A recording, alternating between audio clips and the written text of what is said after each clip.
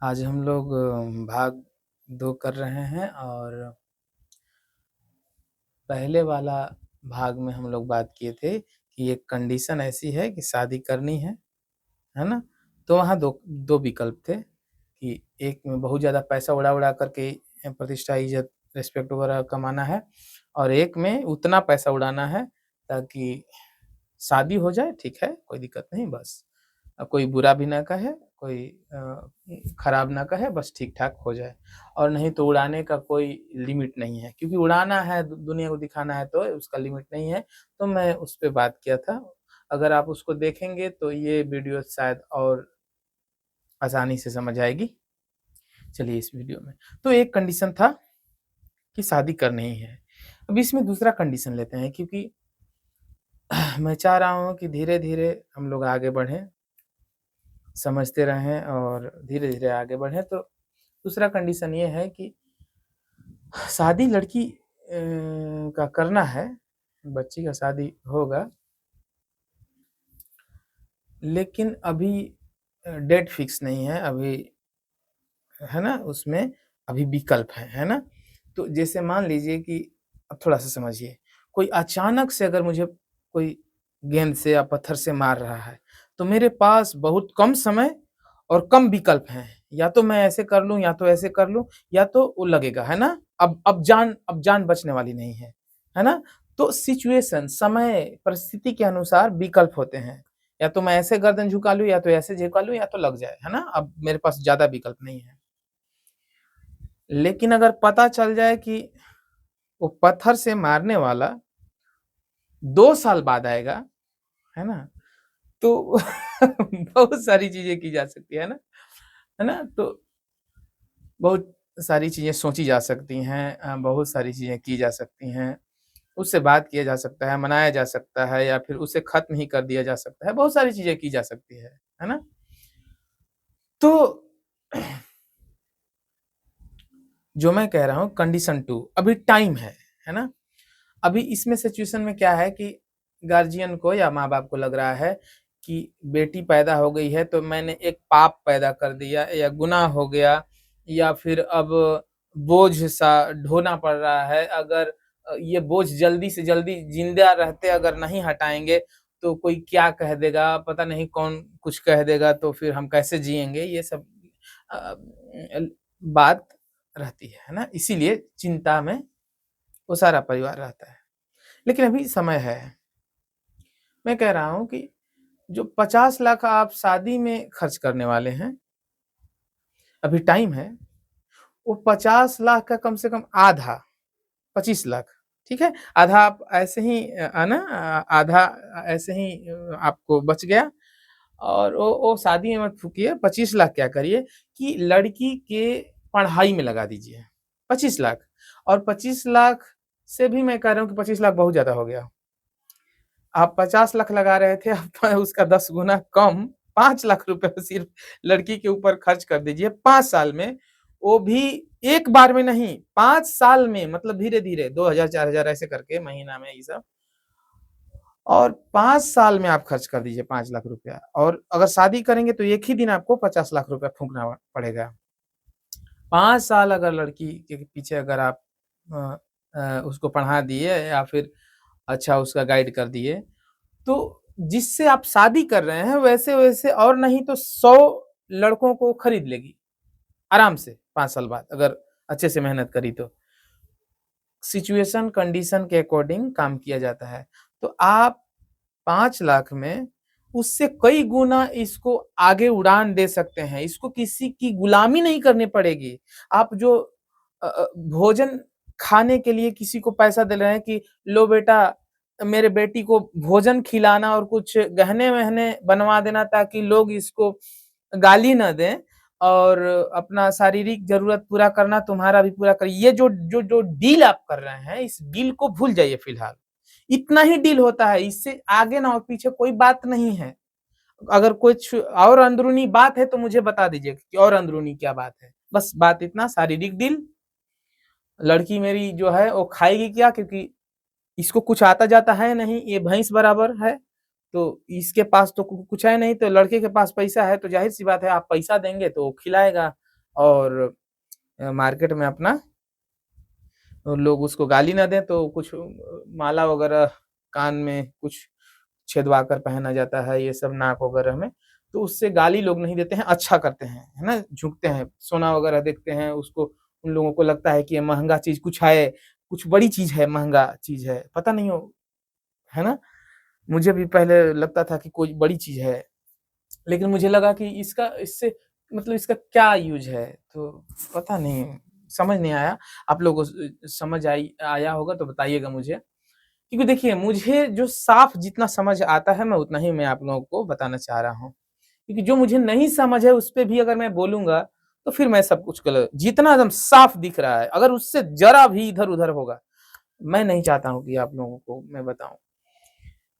तो 50 लाख जो उड़ाने वाले थे, ये चमकीला साट करके और कागज़ और ये बम धमाका करके, ये सब थोड़ी देर के लिए थोड़ा ठंडा पानी पीजिए और सोचिए कि लड़की एक है, उसकी ज़िंदगी एक है ना? अगर वो उड़ना अगर चाहेगी और अगर आप उड़ाना चाहेंगे, अपनी ज़िंदगी अपने मर्ज़ी से उसको अगर जीने के लिए अगर वो आगे बढ़ जाएगी, तो एक जानवर भी प्रेम पहचानता है, आपकी बच्ची है ना? अगर सचमुच में उसके साथ सौदेबाज़ी आप नहीं करेंगे, प्रेम से अगर आप उसके साथ अगर पेश आएँगे, तो आजीवन आपके साथ वो प्रेम से पेश आएगी ही। और प्रेम दिखता है जी, इतना आप चिंता मत करिए। अगर आपकी बच्ची है और शुरू से आप उसका ख़्याल रखे हैं और अपने बच्चे के तरह पाले हैं, और नहीं तो अगर बोझ के तरह पाले हैं, तो फिर तो यहाँ गड़बड़ हो गया ना सब कुछ। अगर बोझ की तरह भी पाले हैं, तो माफ़ी माँग लीजिए अपने बच्ची से कि मुझसे बहुत भारी गलती हो गई, मैं तुम्हें पाप समझ के पाला हूँ और बोझ समझ के पाला हूँ। कहानी ठीक हो जाएगी, सब कुछ नॉर्मल हो जाएगा। अहंकार थोड़ा-सा कम करें, थोड़ा-सा ईगो अपना कम करें। उसको उसको ज़िंदगी जीने में आप मदद करें, क्योंकि आप मरने वाले हैं। उसको जूझना है अब पूरा ज़िंदगी से, बच्चे पैदा करेगी, अब बच्चे के कष्ट को वो झेलेगी, फिर बच्चे इसको मारेंगे, फिर प्रकृति मारेगी, फिर कंडीशन मारेगा, फिर पति उसका मारेगा, फिर हर तरीके से सिचुएशन मतलब झेलना है ज़िंदगी को, जिस तरीके से आप झेले हुए हैं, वैसे तरह।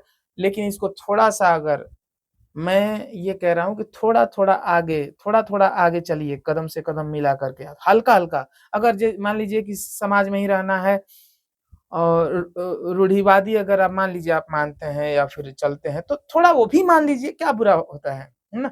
कहीं किसी से बोलिए तो हाँ भैया ठीक है, हाँ, हाँ, ठीक है, तो समझ जाइए।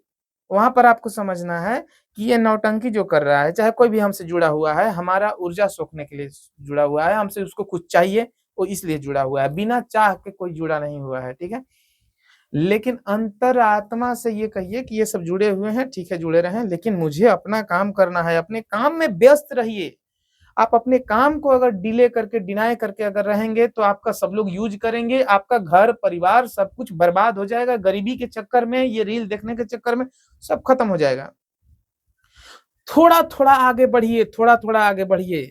ये जो शादी वाला डील है, इसको थोड़ा-सा होल्ड कर, मान लीजिए पिछले वीडियो में हमने बात किया था कि अगर डील हो ही गई है, उसमें शादी में डील क्या होता है, आप नहीं जानते हैं क्या? शादी में डील होता है शारीरिक डील, खाना वाला डील और रिस्पेक्ट वाला डील।